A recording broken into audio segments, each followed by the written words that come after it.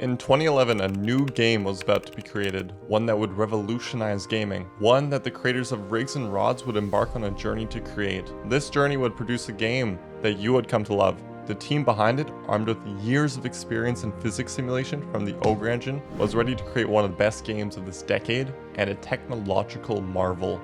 In 2012, a full year into developing their game, they finally unveiled their project. They launched a website and a first look featuring a gritty D-Series truck navigating the rudimentary grid map, titled Revolutionary Soft Body Physics in CryEngine 3. Now, not the prettiest of names, but one that sure got the job done. This game would soon become BeamNG.drive. The name BeamNG cleverly encapsulated the innovative physics systems made of beams and nodes, signaling the next generation NG of physics simulations.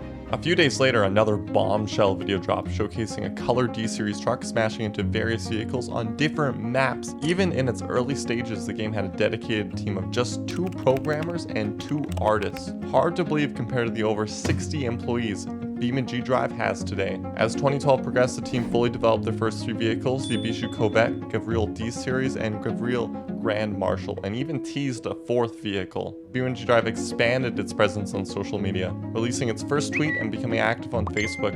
In 2013, they established a pattern of teasing new cars on their blogs and forums, followed by incremental updates, a hallmark of their development cycle. That same year saw the debut of the Civet Bolide and the Gavril H series, marking BeamNG.drive's initial commercial release. They launched their first free tech demo, giving players a taste of what was to come. Limited to the D-Series and grid map, however, there was a paid alpha that included 5 more vehicles and 4 brand new maps. They continued by developing more fan-favorite vehicles like the Hirochi SBR4. In 2014, the much-anticipated Pigeon was released. BeamNG's popularity surged, possibly due to the Pigeon, and also thanks to the rise of third-party modders and YouTubers that started making videos on the game. Another major boost to BeamNG.drive's popularity came from being greenlit on Steam. Along with many updates, Hirochi Raceway was also added. By 2015, BeamNG had firmly established itself in the gaming world. The release of 6 new cars, including the iconic Gavril Bistro,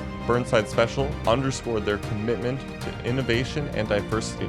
The Jungle Rock Island map also came out, adding more exciting terrain to explore. 2016 marked a new era of innovation for BeamNG. February saw the release of the ETK 800, complete with onboard navigation, showcasing their dedication to pushing the boundaries of realism. They even added realistic engine thermals a month later.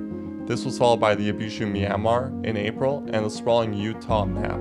BeamNG continued to expand its repertoire of vehicles, maps, and features each year. Before the turn of the new year, they made improved collisions, colorable skins, and couplers. In 2017, they introduced the Ibishu Hopper, inspired by the Jeep Wrangler and the West Coast USA map, along with a horde of small improvements. The following year, they unveiled the Italy map, their largest map yet, alongside the Ottobello Piccolina. At the same time, BeamNG introduced the Automation Test Track with collaboration with Automation to have the ability to create your own vehicles, a feature I have yet to try in my 6 years of playing the game. Now, if that doesn't say late to the game, I don't know what does. Despite external challenges, BeamNG remains steadfast in its pursuit of excellence. In 2019, they introduced the ESBR4, their inaugural electric vehicle, signaling their embrace of emerging technologies. In the following years, BeamNG focused on remastering older maps and vehicles, along with the lighting improvement to add pizzazz to the game. They introduced the Charrier brand in 2022, featuring a range of French-inspired vehicles, which added fresh dimension. In 2021, work life returned to normal after COVID. The Ibishu widget was released along the Legrand and Soledad Wendover. The name Widgeon combined with Pigeon and Wedge, which I feel like is obvious. Later, the H series passed on Pigeon, and even the Civetta received remasters.